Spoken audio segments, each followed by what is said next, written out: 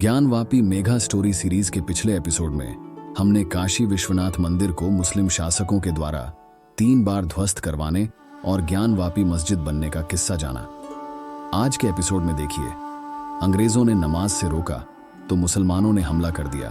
1936 से अब तक की ज्ञानवापी की कानूनी लड़ाई की कहानी।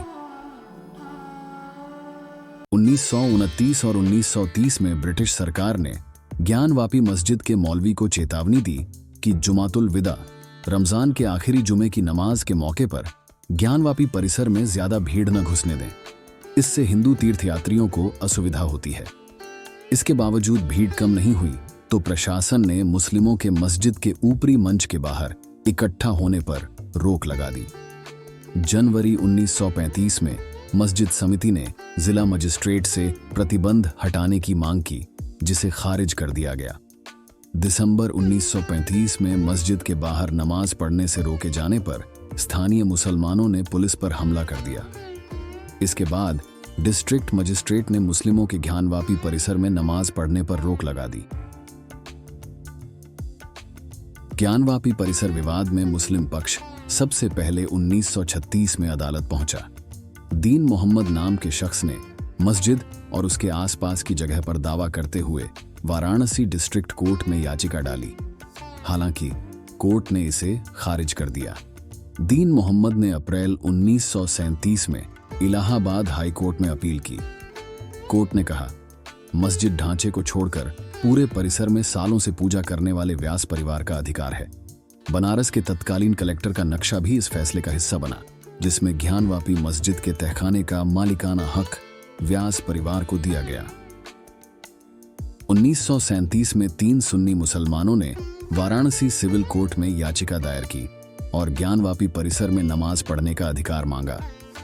1937 में ही वाराणसी सिविल कोर्ट ज्ञानवापी परिसर का मालिकाना अधिकार मुस्लिम वक्फ बोर्ड को दे दिया।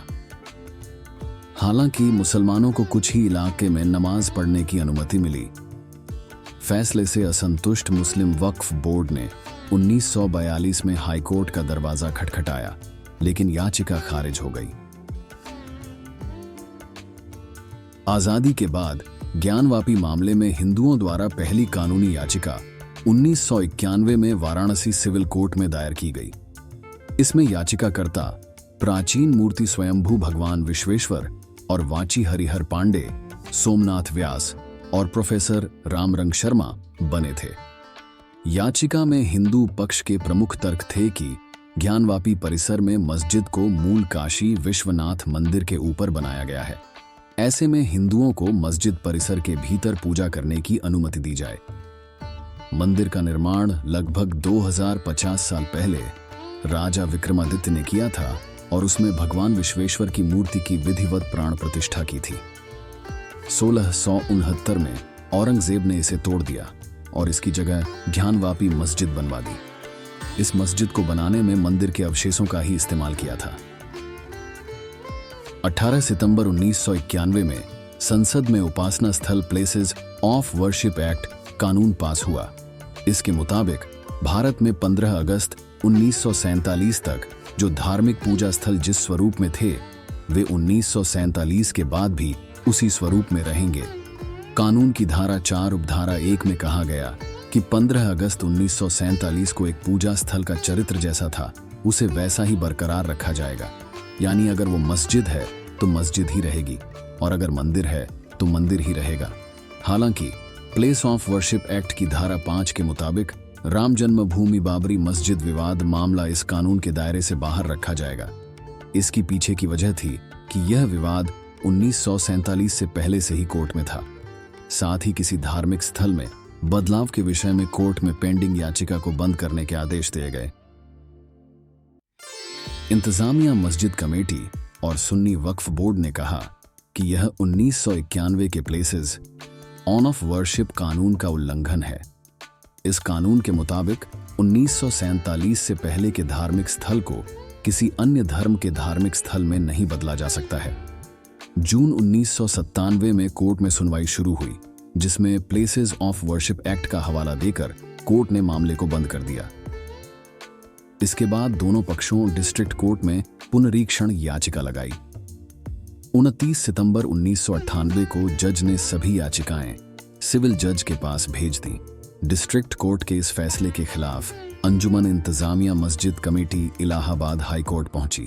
13 अक्टूबर 1998 को हाई कोर्ट ने सभी कार्यवाही पर रोक लगा दी। 2019 में फिर खुली ज्ञानवापी की फाइल। 2019 में अयोध्या राम जन्मभूमि विवाद पर सुप्रीम कोर्ट के फैसले के एक महीने बाद ही स्वयंभू ज्योतिर्लिंग भगवान विश्वेश्वर की ओर से विजय शंकर रस्तोगी ने वाराणसी डिस्ट्रिक्ट कोर्ट में याचिका दायर की। याचिकाकर्ता ने पहली बार ज्ञानवापी परिसर में एएसआई सर्वे की मांग की।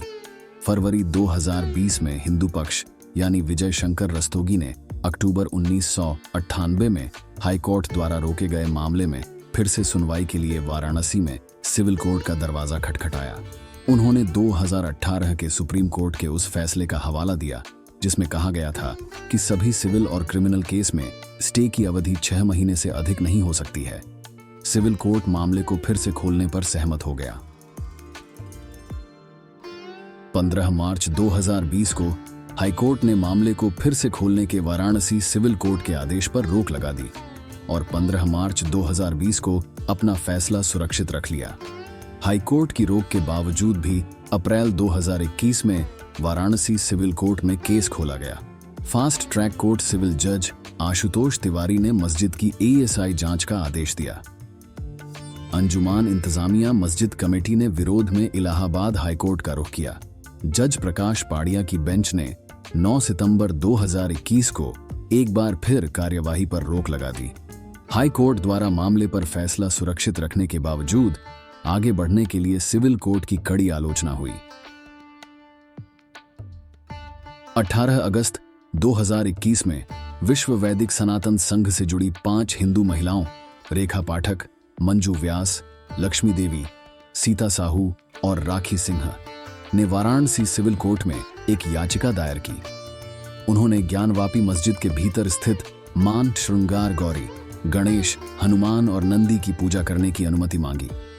12 सितंबर 2022 को वाराणसी डिस्ट्रिक्ट जज ए.के. विश्वेशा ने हिंदू महिलाओं की याचिका को सुनवाई के लिए स्वीकार कर लिया। 31 मई 2023 को इलाहाबाद हाई कोर्ट ने वाराणसी कोर्ट में दायर 5 हिंदू महिलाओं की याचिका को चुनौती देने वाले मुस्लिम पक्ष की याचिका खारिज कर दी। 8 अप्रैल 2022 को सिविल जज रवि कुमार दिवाकर ने अजय कुमार मिश्रा को एडवोकेट कमिश्नर नियुक्त किया। अजय कुमार मिश्रा को ज्ञानवापी मस्जिद परिसर का वीडियोग्राफिक सर्वेक्षण करके हिंदू मूर्तियों के अस्तित्व का निर्धारण करना था। उधर मस्जिद प्रबंधन कमेटी ने वीडियोग्राफिक सर्वेक्षण कराने के विरोध में इलाहाबाद हाई कोर्ट का दरवाजा खटखटाया। हालांकि 21 अप्रैल 2022 को याचिका खारिज कर दी गई। 6 मई 2022 को सर्वे शुरू हुआ। इसके खिलाफ मस्जिद प्रबंधन कमेटी की याचिकाओं को पहले वाराणसी सिविल कोर्ट और फिर सुप्रीम कोर्ट ने भी खारिज कर दिया। सर्वे के आखिरी दिन हिंदू पक्ष ने ज्ञानवापी मस्जिद परिसर में शिवलिंग होने का दावा किया। हालांकि बाद में मुस्लिम पक्ष ने कहा कि वो शिवलिंग नहीं बल्कि फव्वारा है।